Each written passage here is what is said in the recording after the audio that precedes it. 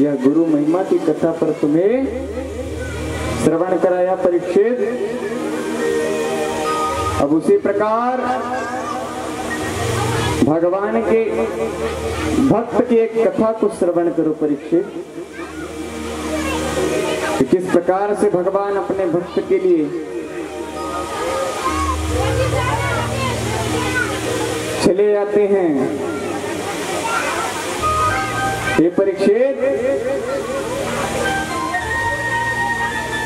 द्रविड़ देश में एक पांड्य वंशी राजा इंद्रदुम्न राज्य करता था। ध्यान से सुनना परीक्षित, यह कथा भी भगवान विष्णु की विशेष कथा है, और जब तक ध्यान नहीं, मन एकाग्र नहीं, तो 1,00,000 कथा सुन लो, सभी व्यर्थ है। इसलिए शुकदेव महाराज जी कहते हैं कि परीक्षित, द्रविड़ देश में एक पांड्य वंश से राजा इंद्रदुम्न राज्य करते थे। राजा इंद्रदुम्न इतने सात्विक, सरल, सौम्य, भगवत भक्त, ब्राह्मण भक्त राजा इंद्रदुम्न, सदैव उनके द्वार पर कभी भी जो भी ब्राह्मण आता, सदैव उनकी सेवा, सत्कार, आदर, पूजन, दान धर्म में कभी पीछे राजा इंद्रदुम्न नहीं रहते थे। सदैव दान धर्म कर्म के कार्यों पर सदैव लगे रहते थे।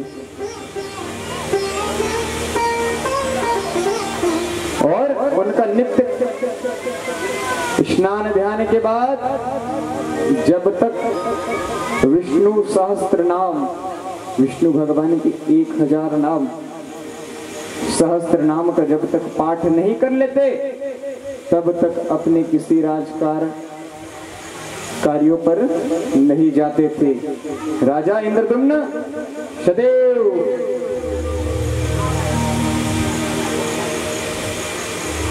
विष्णु सहस्त्र नाम का पाठ करते, तभी किसी से वार्तालाप करते, किसी से, अपने मंत्रियों से, पार्षदों से राजकार्यों को आगे बढ़ाने की बात करते।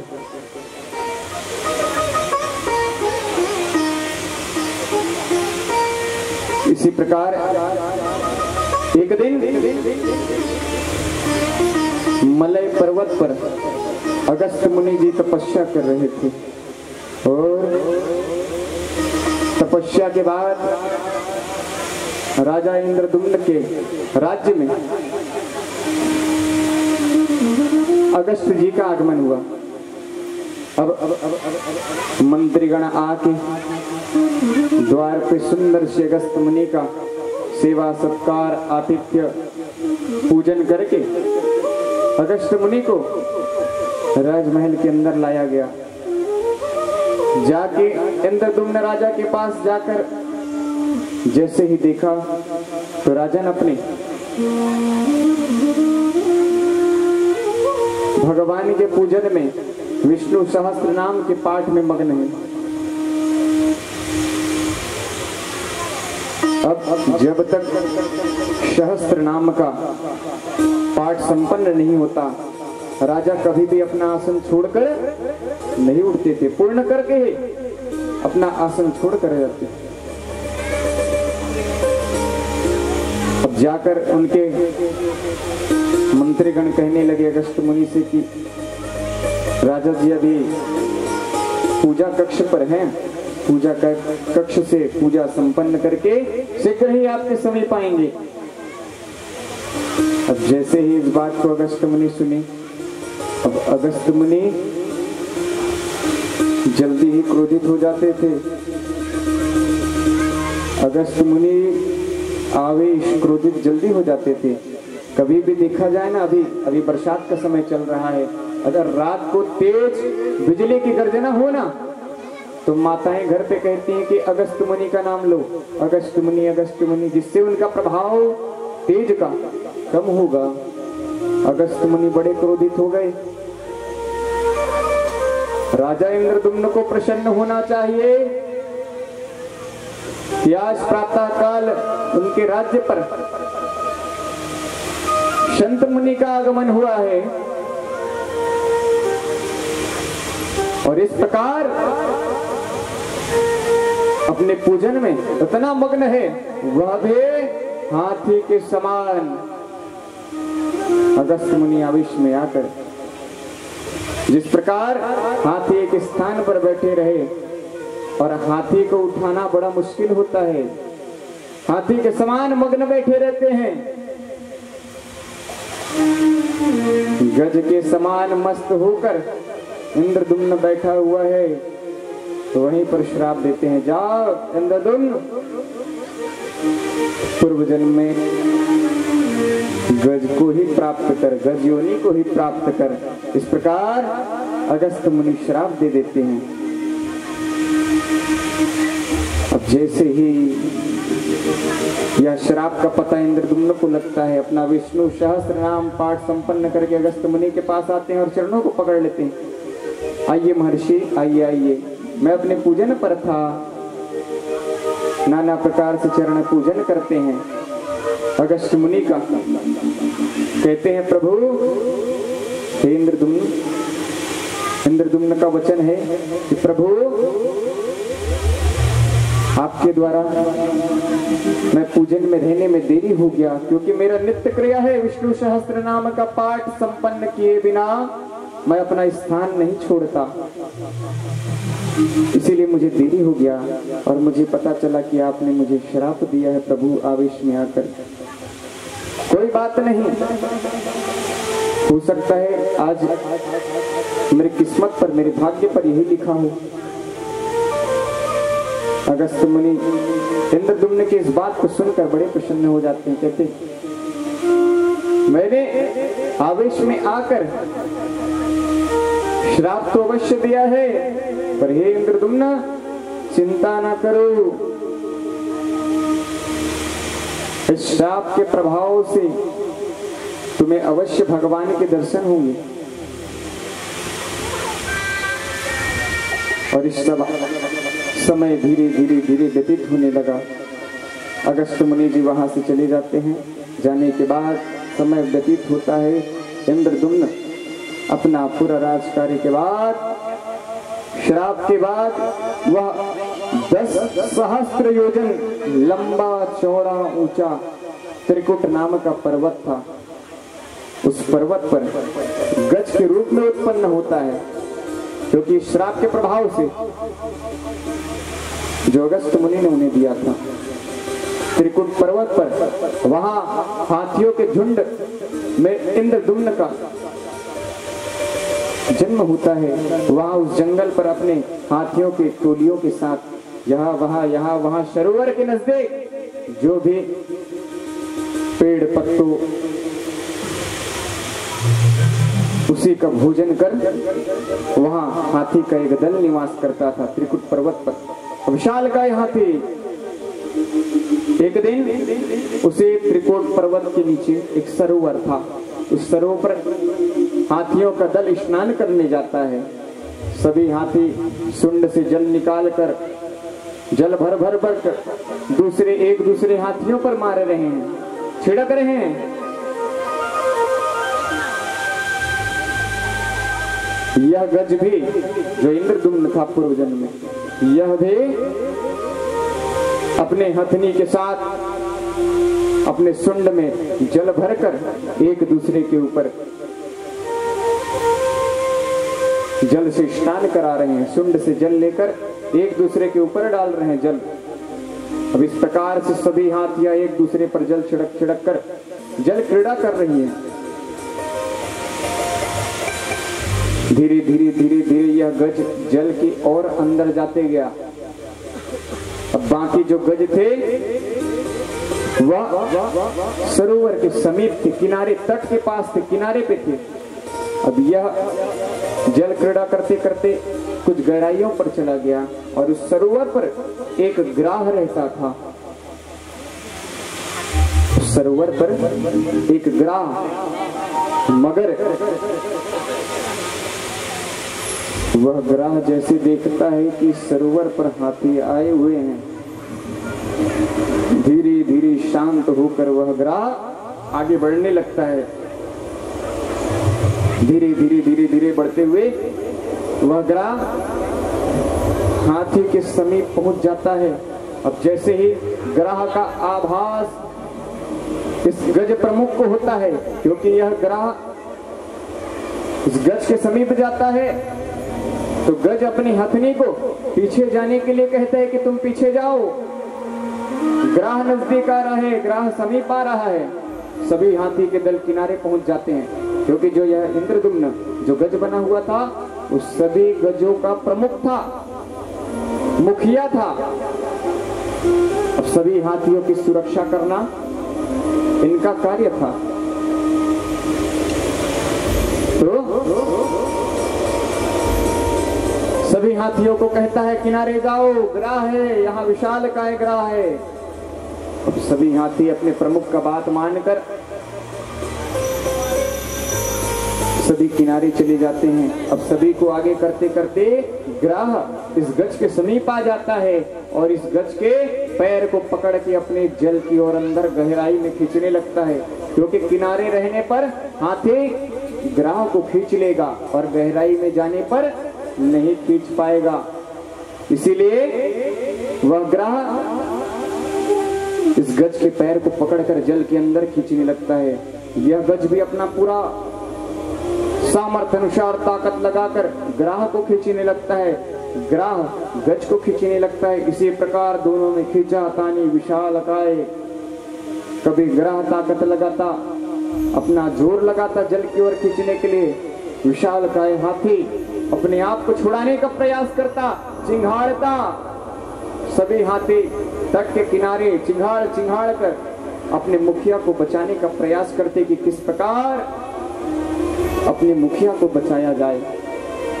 ऐसा करते करते करते करते समय व्यतीत होने लगा। उस ग्राह का जो मगर तो देखे हैं, मगर का दांत बड़ा नुकीला होता है। वह उस हाथी गज के पैर पर पूरा दबते गड़ते जा रहा था, जिससे असहनीय पीड़ा के कारण वह गज अपना पैर आगे पीछे सरकाने खिसकने पर, आगे बढ़ने में, पीछे होने में असमर्थ होते जा रहा था धीरे धीरे धीरे। क्योंकि भाई लंबे समय तक दांत, नुकीले दांत, उससे रक्त प्रवाह होना, रक्त निकलना उस गज के लिए बड़ा पीड़ादायक था। अब हथनी देखकर चिंघाड़ चिंघाड़ कर स्वामी स्वामी स्वामी को बचाओ, पर कोई हाथी समीप नहीं आ पाता था, क्योंकि ग्राह भी बड़ा विशालकाय था।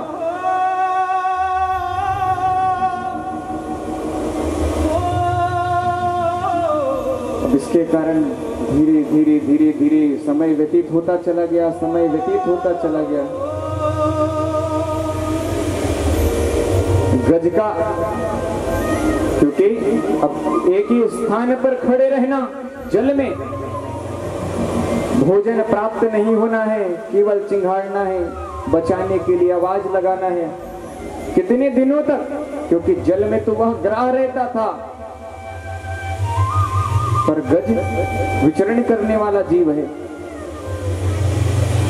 हरे पत्तियों, सूखे पत्तियों खाने वाला जीव है, पर उसे वहां खाना कौन दे, वहां पत्तियां कौन लाकर दे? अन्न ग्रहण न करने के कारण धीरे धीरे धीरे उस ग्राह का ताकत, शक्ति कम पड़ते चला गया उस ग्राह के सामने। ग्राह और खींचने लगा और खींचने लगा। जब समय व्यतीत होते चला गया तो एक दिन अब गज सोचता है, अब मैं इस ग्राह के सामने नहीं बच पाऊंगा प्रभु, आज मैं यही प्राण त्याग दूंगा, क्योंकि अब मेरा निकल पाना बड़ा मुश्किल है। यह ग्राह मुझे जकड़ा हुआ है और अपने साथ मुझे अंदर खींचे जा रहा है, खींचे जा रहा है। क्योंकि ज्यादा जल पर जाने पर हाथी अपना ताकत नहीं लगा पा रहा था। क्योंकि ग्राह उसे अंदर खींचते जा रहा था। अब धीरे से गज यह विचार करता है कि प्रभु अब मेरा सहारा कोई नहीं है, केवल आप ही सहारा हैं। तो एक कमल दल लेके अपने सूंड पर, वही सरोवर से कमल दल को अपने सूंड पर तोड़ के भगवान के ऊपर समर्पित करता है कि हे प्रभु, हे नारायण, मेरी रक्षा करिए। ओ नंदू जी के लालाप तो सुन लो मेरी पुकार,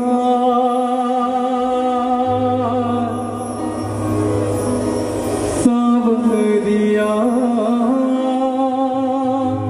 सरकार, सावरिया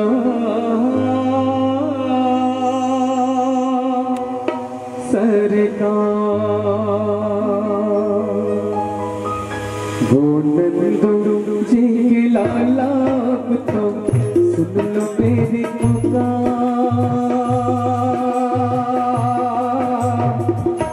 सावरिया सरकार, सावरिया सरकार। वो नंदू जी के लालाप तो सुन लो मेरी पुकार,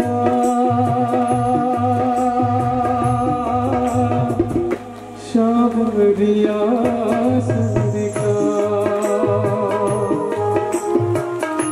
सावरिया सरकार।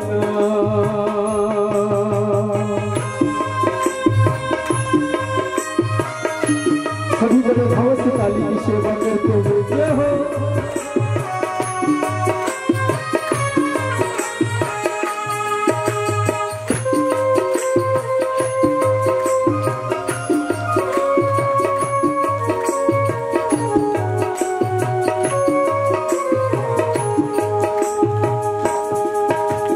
मोर मुकुट है, बाहों में कुंडल है, होठों पे जिनके बंसी, कांधे पीतांबर है।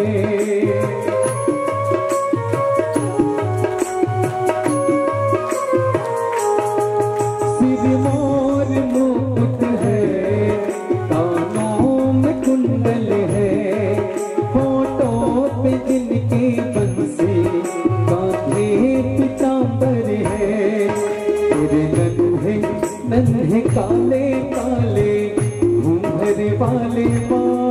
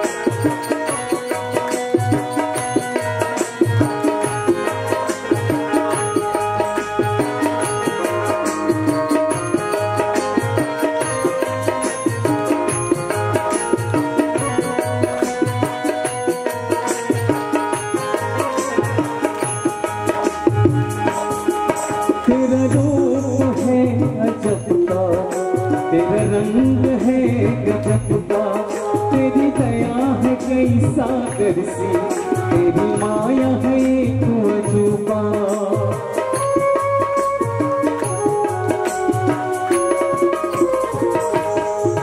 तेरा रूप है अजब का, तेरा रंग है गजब का, तेरी दया है कई सागर सी, तेरा माया है एक अजूबा।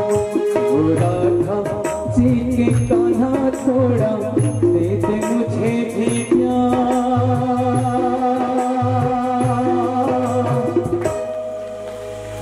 शाबरिया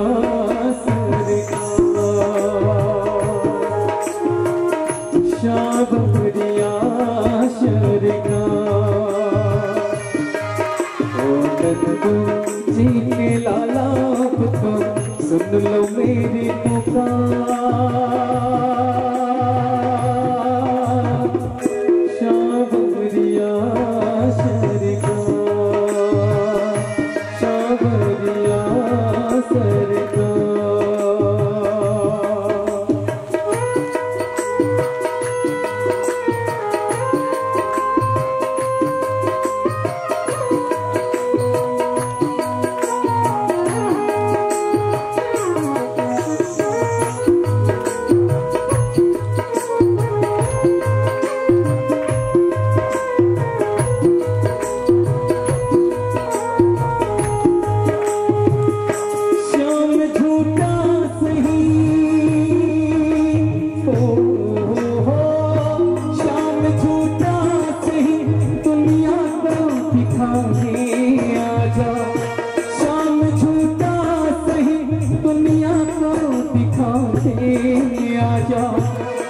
किसी और से मिलने के बहाने आजा, किसी और से मिलने के बहाने आजा।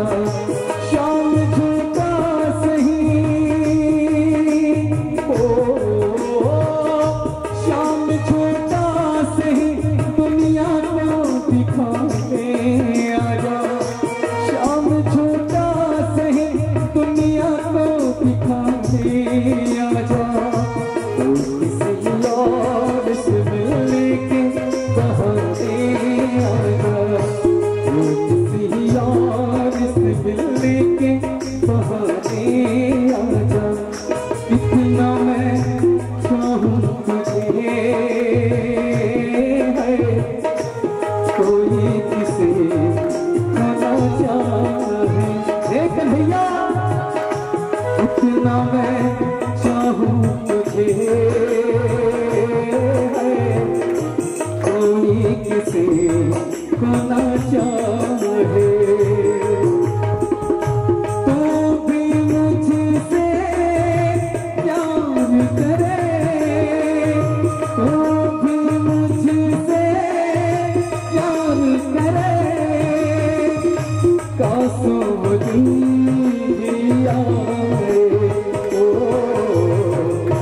इतना मैं चाहूँ तुझे है, कोई किसी को ना चाहे।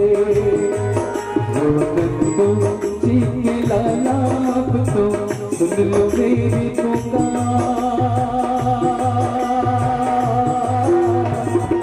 शाबरिया शरगा, शाबरिया शरगा, शाबरिया शरगा,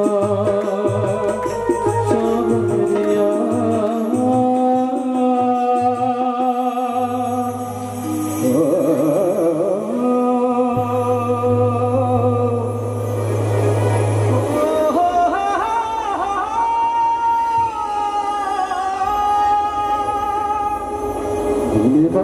हरिलाल की आइए, इस प्रकार से वह गज अपने सुंड पर कमल का फूल लेकर भगवान की आराधना करने लगता। हे प्रभु, हे कृपा निधान, आओ प्रभु।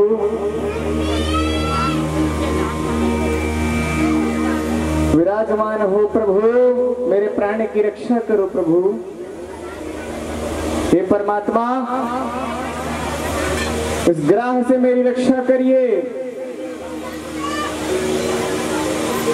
इस प्रकार से वह ग्राह और गज में निरंतर ग्राह गज को खींचने लगा और पीड़ा में आकर वह गज भगवान से प्रार्थना करता है।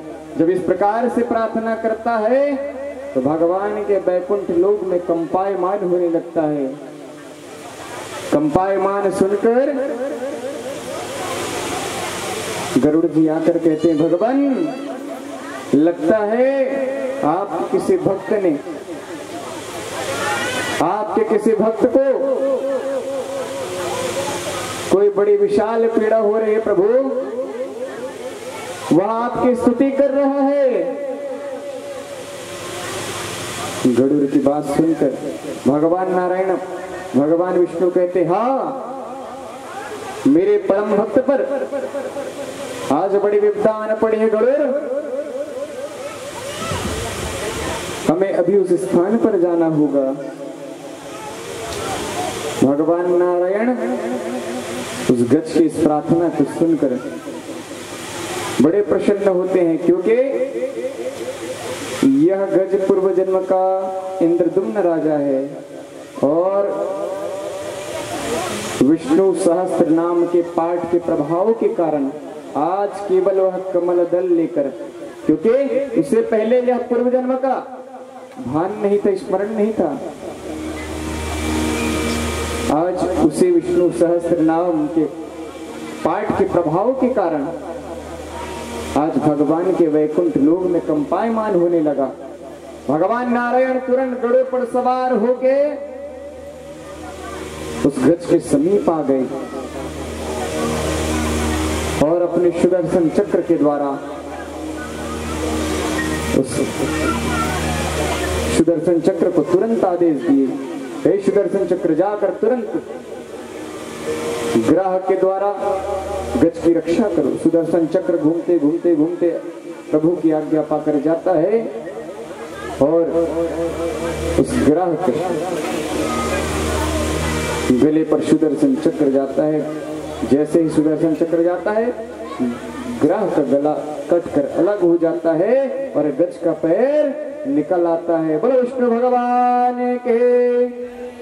इस प्रकार से भगवान एक भक्त के केवल कमल फूल लेने, सरोवर के कमल का फूल लेकर आराधना करने से प्रभु आ जाते हैं। इसीलिए कहा जाता है कि आप भगवान का स्मरण करके तो देखिए, भले देर होगा पर अंधेर कभी नहीं होगा, भगवान अवश्य आएंगे। आज इस गज की रक्षा करने के लिए भी प्रभु आ गए उस ग्राह से। पर हम तो भैया कलयुग के प्रभाव, कलयुग में हैं, हमें कहा समय। केवल अगर किसी को कह दो भजन करो, भगवान का नाम लो, तो नहीं भैया, हमें अपना कार्य देखना पड़ता है, काम देखना पड़ता है। महाराज जी, नाना प्रकार के काम होते हैं, आप क्या जानोगे। सवेरे उठे रहो, रात कब होता है केवल हम कार्य में व्यतीत हो जाता है। कभी घड़ी दो घड़ी भगवान को स्मरण करो। अरे जितना समय मिले, ये नहीं कि दिन भर बैठ जाओ, जो समय मिले उस समय को व्यर्थ ना गवाओ। केवल भगवान का स्मरण, स्मरण भी क्या, भगवान का नाम लीजिए। भगवान का नाम लेने से स्वतः ही भगवान भी आपके, भाई परमात्मा है, आपको कैसे नहीं देखेंगे। भले हम मनुष्य है, देख नहीं पाएगा, और उस परमात्मा के दृष्टि पे सब पर नजर है। कौन क्या कर रहा है, कौन कैसे कर रहा है। यहाँ भी सोचते हैं कि कथा सुन रहे हैं, हो सकता है महाराज जी को पता ना चले हम सुन रहे हैं या ना सुन रहे हैं। भाई हम भी तो साधारण मनुष्य हैं, हमारी नजर से बच जाओगे। पर ये प्रभु विराजमान हैं, इनके नजर से बच के बताओ। सामर्थ्य नहीं है भैया इनके नजर से बचना। इसीलिए ध्यान पूर्वक किसी भी कथा, किसी भी भजन एकाग्र मन होकर, पर मन तो इतना चंचल है कि घड़ी दो घड़ी कथा सुने उसके बाद चलायमान उड़ा ले, कोनो पानी लाद का, कोनो चाय ले जत का, वो सगा आगेगा ओते बैठा ही वहां मन सोचबो नाना प्रकार के, उस सगा ही दाज ही वो अपन झोला मड़ा ली, भगवान में नारियल चढ़ा ली, पर हमन बैठे चिंता हमन उदागेगा वो दो अभी आते ये भाई गया एक देर में आप, ये नाना प्रकार ये सामान्य धारणा है भाई। आज देखो देखने पर केवल ध्यान ज्यादा देर एक जगह स्थायी नहीं हो पाता, इसी कारण नहीं हो पाता। प्रभु को ध्यान पूर्वक जहां समय मिले केवल वही समय लगाओ। इस स्थान पर आए हो तो अन्य बात छोड़ कर आओ बाहर, उस गेट से बाहर होना चाहिए। अन्य बात घर की चिंता, इस परमात्मा के ध्यान पर आए हो, रक्षा ये करेंगे, और रक्षा नहीं होगा तो वो तुम्हारे भाग्य का लेखा है जिसे तुम्हें भोगना पड़ेगा। अगर वहां कुछ अनर्थ होता है, कुछ कार्य बिगड़ता है तो भाग्य का लेखा है, पर परमात्मा रक्षा अवश्य करेंगे क्योंकि इनके शरण पर विराजमान हो, आज उनके इस आसन पर विराजमान हो। इसीलिए सदैव कहीं भी जाओ, भजन हो, कीर्तन हो, कथा हो, ध्यान एकाग्र केवल उसी में मन लगाओ।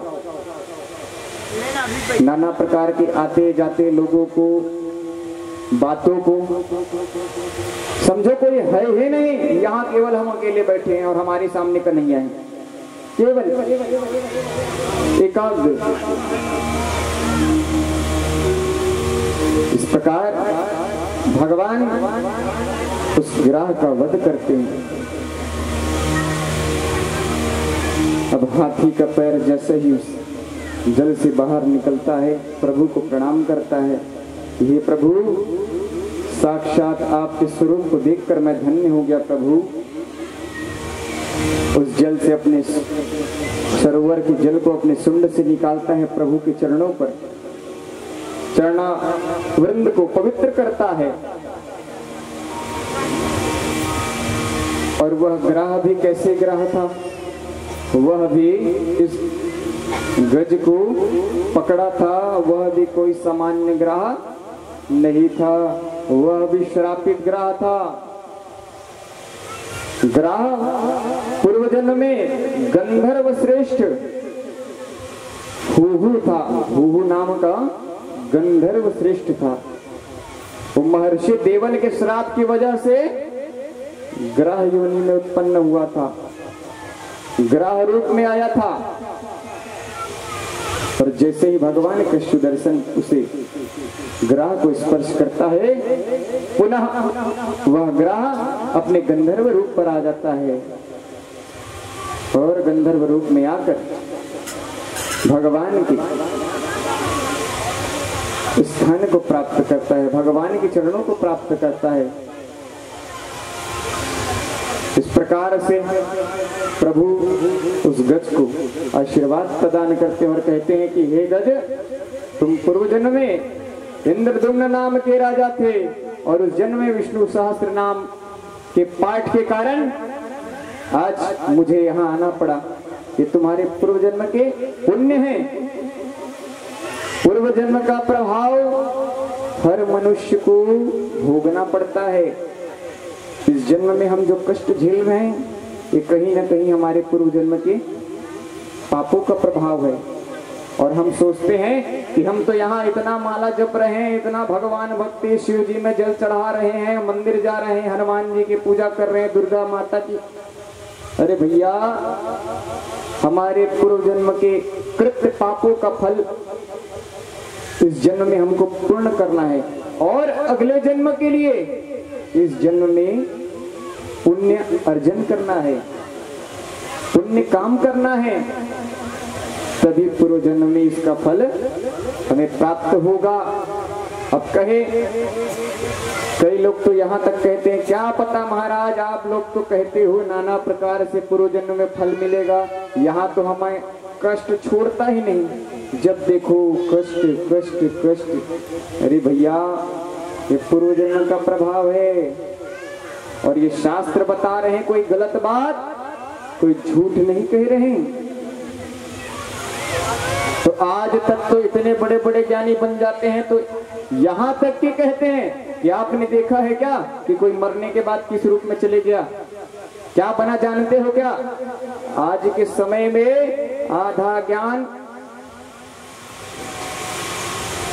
अति के समान है, और वही आज के संसार में केवल और केवल जानना है तो पूर्ण रूप से जानो। आधा जानकर किसी भी शास्त्रों को, किसी भी वेद को अवहेलना रूप से किसी ब्राह्मणों का अपमान कभी न करना।